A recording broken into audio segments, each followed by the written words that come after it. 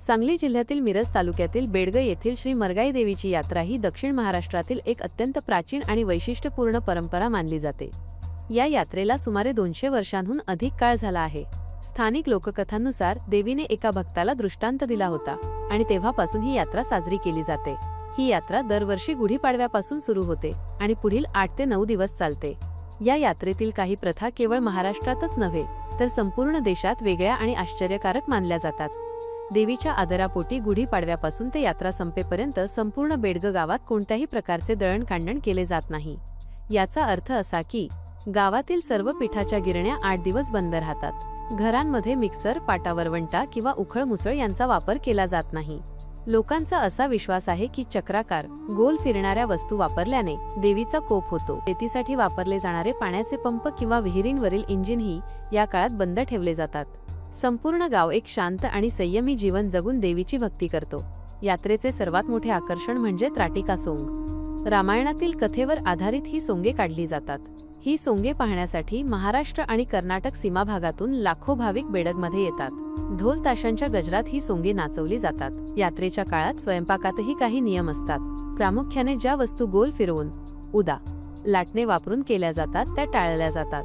त्यामुळे या काळात पुरणपोळीसारखे पदार्थ बनवले जात नाहीत। या यात्रेत गावातील सर्व जाती धर्माचे लोक एकत्र येतात।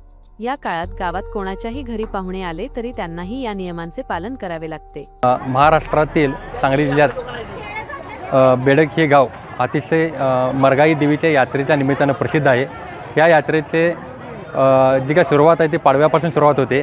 पाडव्यापासून ते यात्रेचा मुख्य दिवस जो काय 5 दिवसाचा मध्यंतरीचा गॅप असतो। या गॅपमध्ये या गावाची 2-250 वर्षापासून जी काय परंपरा आहे ती अशी आहे की या गावामध्ये गिरणीचं जातं अथवा विहिरीचे मोठ डंक ह्याची चक्र फिरली जात नाहीत। त्यामुळे या गावामध्ये जे काय दळणकांडप आहे ते अगोदरच पाडव्याच्या अगोदर त्याचा साठा करून घेतला जातो। आणि या यात्रेचा जे का मुख्य दिवस आहे त्या दिवशी महापूजा असते, त्यानंतर नैवेद्य असतो। या नैवेद्य देण्यासाठी पूर्ण महाराष्ट्रातून, कर्नाटक सीमा भागातून, कर्नाटकातून असंख्य लाखो भाविक येतात आणि या भाविकांमध्ये पुरणपोळ्यांचा नैवेद्य इथे दिला जातो।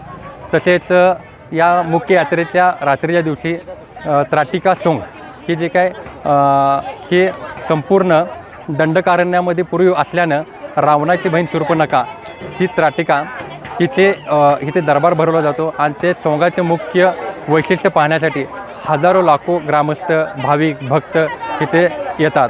आणि ते त्राटिकाच्या सोंगामध्ये आमचे बेडगचे सर्वच नागरोली कुटुंबीय असतील व सर्व इतर 12 बलुतेदार यांचे सहयोग त्याला लाभला जातो। आणि ते आगळं वेगळं एक रूप जवळपास हे पाहण्यासाठी भरपूर भाविक येतात। तसे यात्रेच्या मनोरंजनासाठी ही कार्यक्रम यात्रा कमिटी आयोजित केलेली असते आणि ही यात्रा अगदीच दरवर्षी शांतताप्रिय अशी पार पडत असते। तसे या यात्रेमध्ये खेळणे, पाळणे असे असंख्य ह्यानं ही यात्रा पुढे निघलेली असते। बेडगावच्या यात्रेचं एक खास वैशिष्ट्य असं आहे की बेडगावच्या यात्रेमध्ये एक पूर्वीपासून प्रथा परंपरा आलेली आहे। ती म्हणजे बेडगावाच्या पाडव्यापासून ह्या यात्रेला सुरुवात होते आणि पाडव्यापासून यात्रा संपन्न होईपर्यंत बेडगावामधल्या कोणत्याही घरामध्ये दळप, कांडण, चटणी तयार करणे असा कोणताही प्रकार केला जात नाही। ही परंपरा हजारो वर्षापासून बेडगमध्ये पाळली जाते। त्याच्या पाठीमागची पार्श्वभूमी माहीत नाही, परंतु ज्यावेळी घरामध्येच दळणकांडप होत होतं तेव्हापासून ही प्रथा आज अखेर चालू आहे आणि आज बेडग गावातल्या सगळ्या गिरण्या त्या ठिकाणी या यात्रेच्या काळामध्ये 5 दिवस बंद ठेवल्या जातात। त्याचबरोबर दुसरं म्हणजे त्राटकीचं सोंग, जे महाराष्ट्रामध्ये कुठेही नसणारं त्राटकीचं सोंग आहे, तेही या ठिकाणी बेडगेचं वैशिष्ट्य आहे, ज्याची हजारो वर्षाची परंपरा आहे। त्राटकी नावाची राक्षसीन, अकराळ विक्राळ अशी राक्षसीन आपल्या सर्व सैन्यानिशी त्या ठिकाणी बेडग गावामधल्या प्रत्येक चौकामध्ये दरबार भरवते आणि ती आरोळ देऊन या ठिकाणी आपल्या दरबारातील सर्व मंडळींना आपल्या राज्याची अवस्था विचारते, खुशाली विचारत असते आणि एक शेवटी मानवाचं कार्ट या त्राटकीच्या साम्राज्याचा विध्वंस करतं। अशी ही त्राटकीच्या सोंगाची एक प्रथा बेडगमध्ये हजारो वर्षापासून सुरू आहे आणि ती आज अखेर या ठिकाणी बेडगेतील 12 बलुतेदार समाज या ठिकाणी अतिशय ताकदीनं हे सोंग या ठिकाणी पार पाडत असतात। ही त्राटिकेची आख्यायिका आहे। नाशिकपासून दंडोबा म्हणजे आपलं दंडोबा डोंगर इथपर्यंत दंडकारण्य होतं आणि इथं त्राटिकेचं राज्य होतं अशी आख्यायिका आहे. तीच आख्यायिका आम्ही यात्रे दिवशी साकारतो. आणि याच्यात मेन म्हणजे आम्ही सर्वजण नागरोजी कुटुंबीय, परत निकम कुटुंबीय, सुतार कुटुंबीय, हे परत सर्व 12 बलुतेदार आम्ही हे सोंगाचं पात्र साकारतो आम्ही सर्वजण.